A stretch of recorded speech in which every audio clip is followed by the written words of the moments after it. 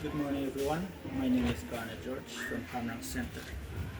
Today, I stand before you to talk about a powerful and urgent topic: voices of change, the imperative of disability, advocacy, and inclusion.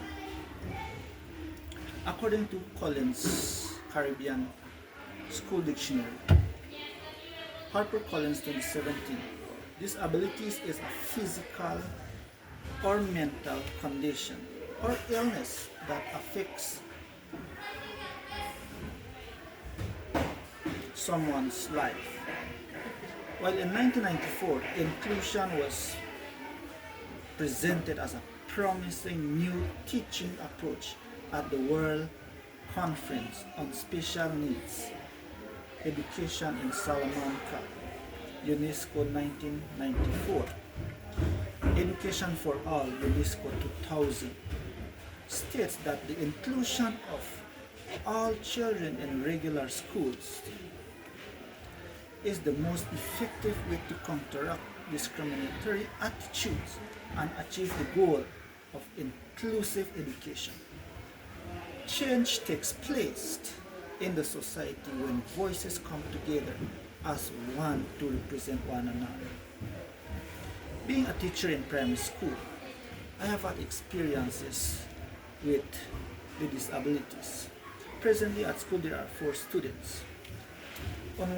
During an assembly, a student came to me who is mute, showing sign language, which I did not fully understand. And then she gazed at me and took out a pen and paper and began writing names of persons, names of boys who bullied her, saying how they took out her school things from her bag.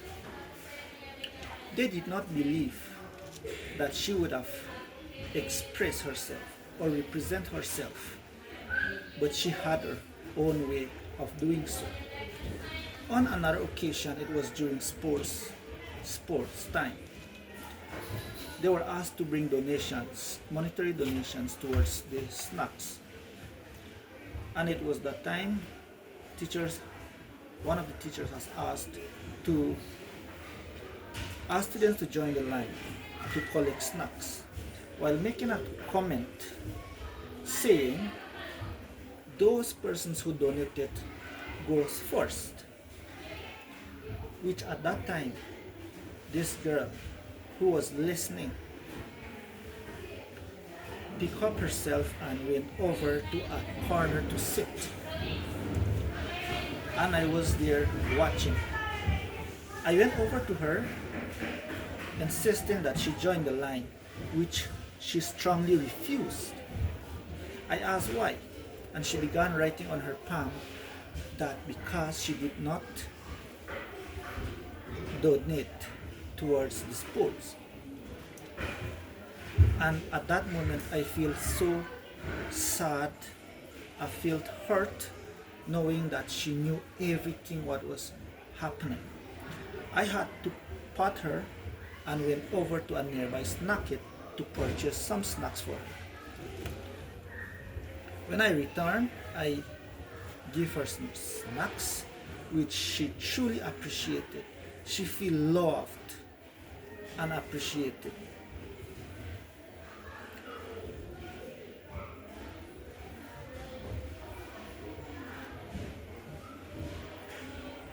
Recent reforms implemented to promote inclusion have encouraged team teaching and differentiate within schools.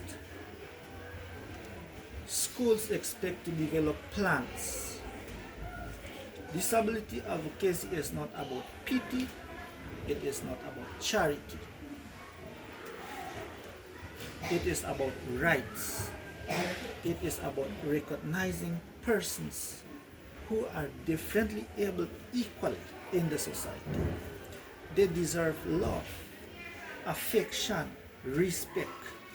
Also, they deserve the same opportunity as anyone else in the healthcare, education, leadership, and employment. United Nations Convention on the Rights of Persons with Disabilities, CRPD, affirms that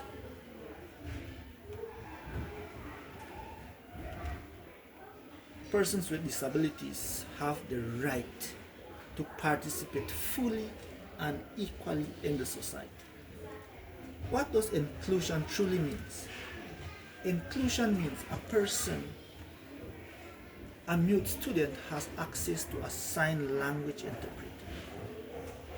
Inclusion means a qualified applicant is hired for their profession, not rejected because of prejudice.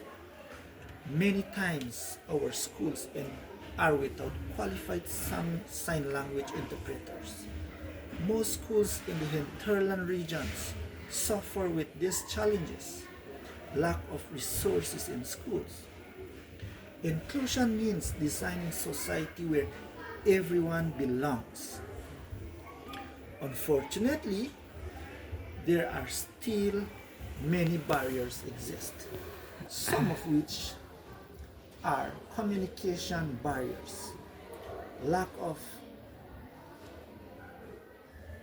braille materials or sign language services, physical barriers, sidewalks without curb cuts, buildings without ramps.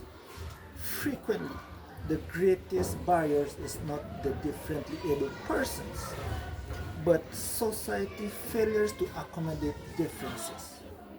Throughout history, courageous individuals have raised their voices for change. One such example is Helen Keller, who despite being differently abled, became a powerful voice for disability rights. Today, disability advocacy movement continues. This means that programs, policies, and decisions affecting persons with disabilities must include their voices. Inclusion is not speaking for others, rather it is listening to them. Why disabilities advocacy is imperative? Because it is important. It's a matter of justice, equality. Everyone deserves respect because it benefits society as a whole. Inclusive workplaces are more innovative. Inclusive schools teach cooperation and empathy. Inclusive communities are more united and stronger together. As educators, students, leaders, and citizens of the community, we have a role to play. We can promote awareness and understanding, support inclusive policies in schools and workplaces, challenge discriminatory language and attitude. So today, let us commit ourselves to becoming voices of change, voices that demand accessibility, voices that promote dignity, voices that speak for fairness, and voices that ensure that not a single person is left behind. Thank you.